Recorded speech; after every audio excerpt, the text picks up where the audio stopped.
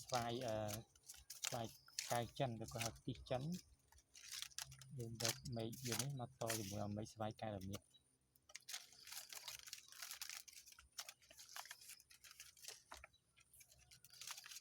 ខ្ញុំរកមកទំហំដើមដែលវាផាក់ហើយជាងមកធំជាងទេ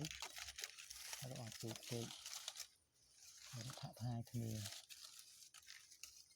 យើងបាននេះមួយយកមក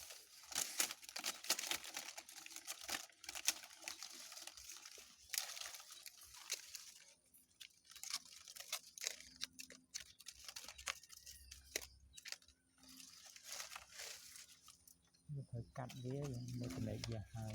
ប៉ុណ្ណាយើងដំឡូងយើងកាត់នេះមុនកាត់ចោលដំឡូង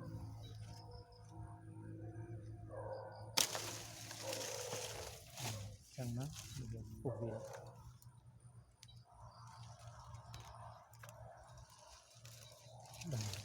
យើងកាត់អានេះវិញ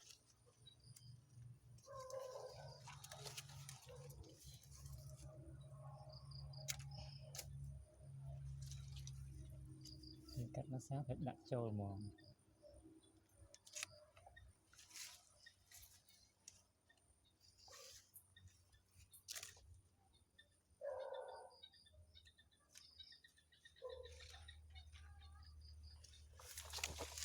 ដាក់ឲ្យចាំយើងរុំវាចឹងយើងអត់មានដកចុះដកឡើងទេតែដកទៅវាអាចនឹងខូចដែរដាក់ឲ្យទីចុងហើយចាប់ដើមរុំតែម្ដង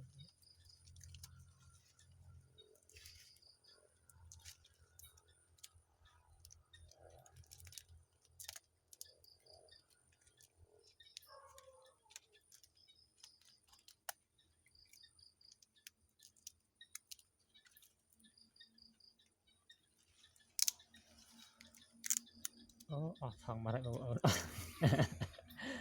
បាទអស់ថងល្មមបាទអញ្ចឹង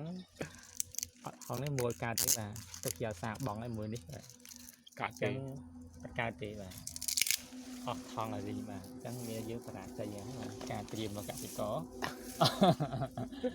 ចឹងនេះគឺអាសាបងមកចឹងយើងទៅ review មុនដែលយើងបបាក់ហើយវារុំបាច់ណាស់មកមិននេះរុំចែករុំអាមិញយើងអស់ស្កុតណាបាទចឹងអានេះយើងរុំចេះអាហ្នឹងរុំមិនកាត់ទីមើលបាទអាហ្នឹងគឺយើងយកមេឃអំបញ្ញមិញហ្នឹងយកមកមេឃរបស់ស្វាយទីចិនហ្នឹងយកមកកាត់តដូចមិញអញ្ចឹងហើយតើយើងរុំវាឲ្យតឹងណែនហើយយើងរុំវាដល់លើមកជុំហើយយើងបត់ចូលវិញកុំឲ្យជាតិទឹកកណ្ដាលជាតិទឹកធ្វើឲ្យស្អុយមេឃនេះអញ្ចឹងយើងទុកអញ្ចឹងរហូតតតែវាលាស់ខ្នែងទម្លុះថងហ្នឹងមកចាំយើងអាចកាត់បានហើយគេកាត់បានហើយអញ្ចឹងរុំឲ្យចិត្តកុំឲ្យទឹកជ្រាបចូលកុំឲ្យទឹកជ្រាបចូលហ្នឹងហើយអត់ឲ្យយើងអស់ស្កុតបរាជ័យមើលមិនតាយើងបានមួយនេះ review ប្រាប់អត់អីកាត់សកលទំនើបជោគជ័យសកលដៃថ្មី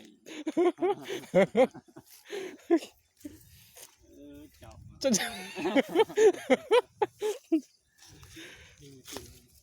អាហ្នឹងមួយទៀតដែរ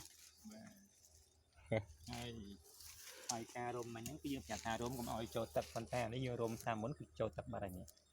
ចូលទឹកណាមានថាវាអត់អាចនឹង50អានឹងខូចខាងចិត្តលើចិត្តល្អប៉ុន្តែក្រោមចំហយើងអាចនឹងខូចចឹងនេះឲ្យកើតទីបងប្អូនបាទអបរាជ័យដែល